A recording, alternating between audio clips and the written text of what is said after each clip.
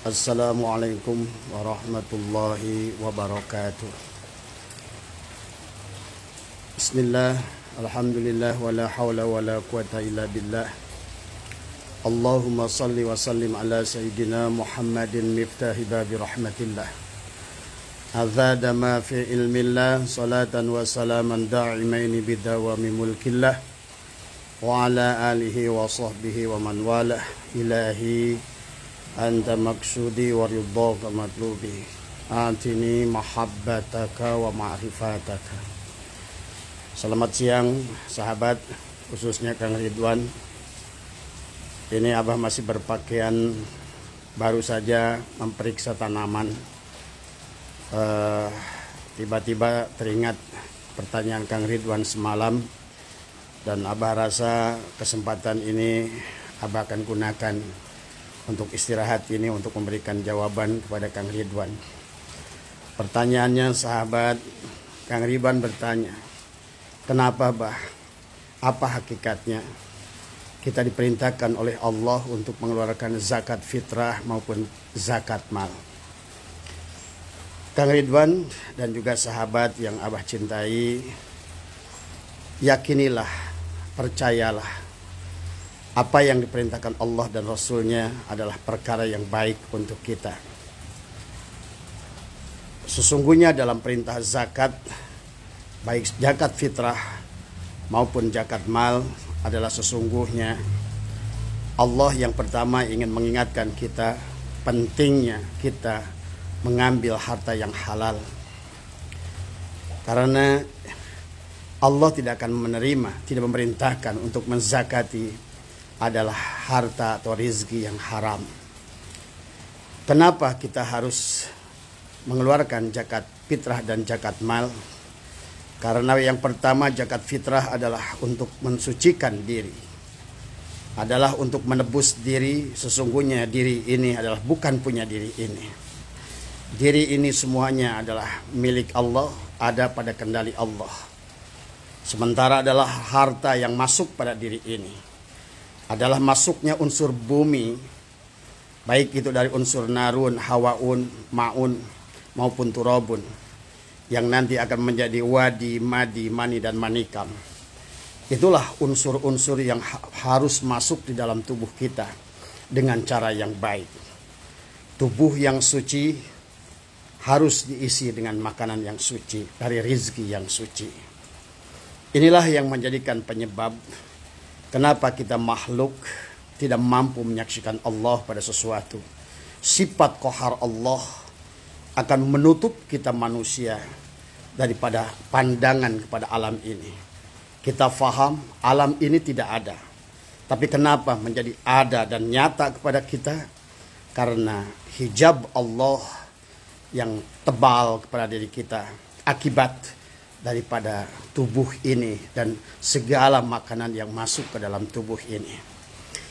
Sahabat, percayalah bahwa sesungguhnya ada kaitan antara zakat mal dan zakat fitrah adalah dengan darah dan nafas dalam diri kita.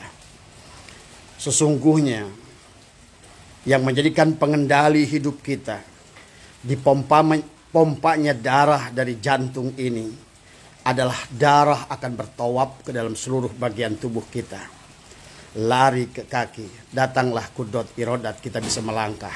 Datang ke tangan, maka darah mengalir ke tangan, maka akan mendorong kita adalah untuk mampu adanya kudot dan irodat Allah pada tangan kita.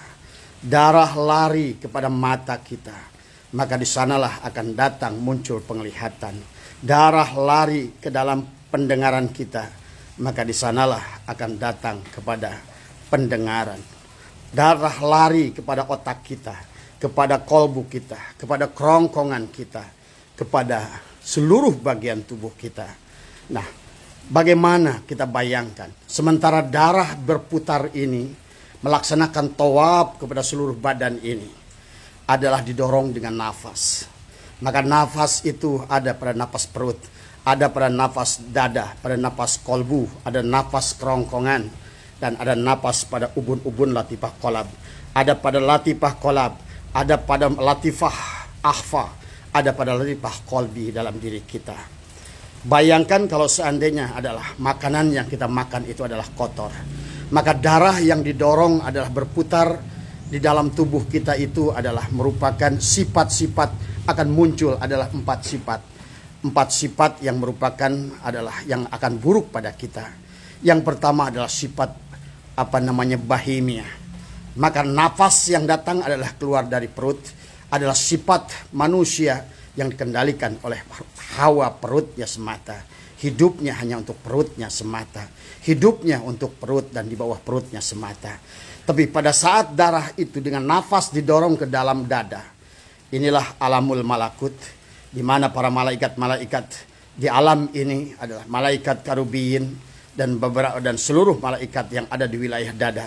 Maka pada saat datang ke sana, maka sesungguhnya yang tertinggal itu adalah merupakan kalau seandainya dari makanan yang haram timbullah ke dalam kolbu kita sifat-sifat subu'iyah, adalah dari binatang buas, ingin menerkam, ingin marah, ingin merebut milik orang lain, marah pada saat tidak mendapatkan apa yang diinginkan, ingin dihargai, ingin juga dan lain sebagainya. Inilah bahayanya kalau seandainya kita makan dari rezeki yang haram, kita makan dari makanan yang haram, maka akan datanglah pujuroha pada setiap tempat itu. Dan kemudian larilah dia ke mata, maka larilah dia ke ubun-ubun, maka di ubun-ubun ini adalah merupakan wilayah robbaniyah. Maka disitulah, maka kalau seandainya makanan yang didorong oleh darah, dengan darah oleh nafas kita itu tadi semua, maka timbullah adalah kemaksiatan yang maksiat yang paling nyata adalah terhijabnya diri kita oleh makhluk ini. Makhluk ini tidak ada, tetapi nyata oleh kita menjadi ada karena kita terhijab oleh keberadaan makhluk ini dan kita tidak mampu melihat Allah di sebaliknya. Ini awalnya bisa disebabkan karena makanan yang haram. Itulah kenapa kita diperintahkan zakat mal, adalah supaya kita ngerti zakat itu adalah perkara yang suci untuk dipersembahkan kepada Allah. Ada bagian yang kotornya kita keluarkan tadi semua. Demikian pula di akhir Ramadan kita adalah mengeluarkan zakat fitrah, sehingga ibaratkan tubuh ini kendaraan yang baik, harus dikasih isi bensin yang baik pada tubuh kita ini semua. Maka pada saat datangnya tadi sifat syaitonia kepada kita adalah merupakan sifat-sifat yang tidak adalah sifat sombong dan tadi semua akan membawa kita kepada kemusyrikan. Kita segalanya ibadah apapun adalah disandarkan kepada kesyirikan dalam diri kita. Bahkan di dalam latifah kolab ada sifat robbaniyah pada diri kita. Kita merasa mulia, kita merasa suci. Bahkan saat darah itu didorong oleh nafas ke dada, tetapi dari rezeki yang haram kata di semua, maka darah itu akan melahirkan sifat iri, dengki, hasud. Di pada saat dia dorong ke dalam latifah kolab kita, di ubun-ubun kita oleh nafas ubun-ubun, maka timbullah di situ kalau seandainya rezeki yang kita makan dari makanan yang haram, maka di otak kita adalah kendalinya adalah akan menjadi buruk. Muncullah sifat merasa mulia, muncullah merasa sifat paling tinggi, muncullah merasa sifat paling baik. Itulah sifat-sifat robbaniyah yang seharusnya semuanya adalah hak prerogatif Allah, milik Allah, diambil alih oleh kita. Akibat apa? Karena darah yang didorong oleh nafas ke dalam kolab ini adalah sifatnya adalah pujuroha, bukan watakwaha. Tapi seandainya unsur dunia, unsur bumi yang kita makan dari rezeki yang halal yang kita zakati, maka akan tumbuhlah tadi darah didorong oleh nafas masuk dalam perutnya adalah akan baik. Dia naik ke dalam kolbu adalah akan disambut oleh malaikat karubiyin yang ada pada dada kita. Naik lagi ke atas, ya ada malaikat muqarrabin di dalam penglihatan kita semua. Pandangannya menjadi arif, pendengarannya menjadi baik. Nah, kalau seandainya darah itu adalah kotor, lari ke otak, dia akan merasa pintar, bukan pintar merasa.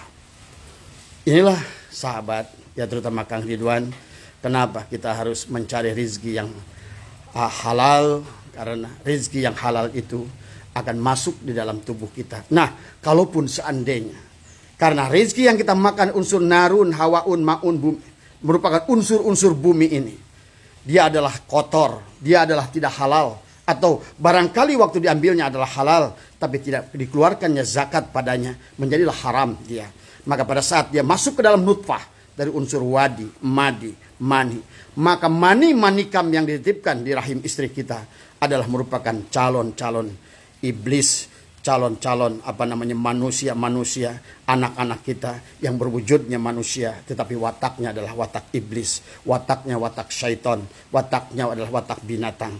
Jangan aneh kalau sekarang di akhir zaman ini kita menyaksikan Abah setiap hari hampir datang sahabat, teman-teman, jemaah yang mengatakan bahwa anaknya itu adalah susah dikendalikan. Itulah yang pada saat baginda Rasulullah SAW sebelum melaksanakan haji wada, pada saat berkumpul dengan sahabat, datanglah seseorang dengan wajah yang hitam. Dan Nabi berkata, wahai sahabat, ini adalah iblis. Dia ingin menyampaikan kabar dari Allah kepadamu. Maka disitulah iblis berkata ada 10 hal yang tidak disukai oleh iblis. Dan 10 hal yang dibenci oleh iblis. Dan saya tidak akan membahas itu karena saya sering bahas. Karena ini adalah video singkat pada saat saya istirahat. Tetapi yang paling penting kata iblis, wahai Muhammad, nanti umatmu di akhir zaman itu wujudnya seperti engkau. Dia memiliki mata seperti engkau, memiliki mulut dan telinga seperti engkau. Tetapi sesungguhnya jiwanya adalah aku. Akulah penguasa dari mereka semua. Inilah bahwa kenapa zaman itu semakin buruk. Semakin buruk, kata baginda Nabi, sebaik-baiknya zaman adalah zamanku.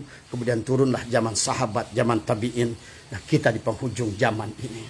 Inilah yang dikatakan oleh iblis. Wujudnya tubuh kita adalah masih berwujud manusia. Wujudnya kita masih berwujud manusia. Tapi hakikatnya adalah sudahlah berubah pandangan orang yang kasat melihatnya. Kepalanya ada yang berbentuk ular, kepalanya ada yang berbentuk babi, kepalanya ada berbentuk anjing, kepalanya ada berbentuk binatang-binatang yang mana semuanya adalah sifat-sifat subuhnya, bahimiyah yang ada pada dirinya. Inilah yang harus kita katakan. Sesungguhnya kita bisa melihat mau kemana kita, mau kemana sahabat kita. Kita lihat saja wujud hakikinya sekarang. Wujud aslinya sekarang ini. Apakah masih berbentuk mim ha mim dal? Apakah masih membentuk mim ha mim dal Muhammad batang tubuhnya? Itulah kenapa dikisahkan dalam kitab Daqaiqul Akhbar. Nanti manusia-manusia itu selama dia berwujud mim ha mim dal, berwujud Muhammad, api neraka tidak akan membakarnya. Tapi karena sifat-sifat tadi, bahimiyah, subuhiyah, syaitonia, dan rububiyah, yang merasa dirinya mulia seperti Tuhan, nanti akan merubah manusia itu pada wujud aslinya. Sehingga dia akan dihancurkan oleh api neraka itu pada saat wujud aslinya yang merupakan adalah sifat-sifat yang sangat buruk ini, ya. Semoga dari live singkat Abah pada pagi hari ini, insya Allah nanti malam kita akan lanjutkan dengan hikam yang ke-16.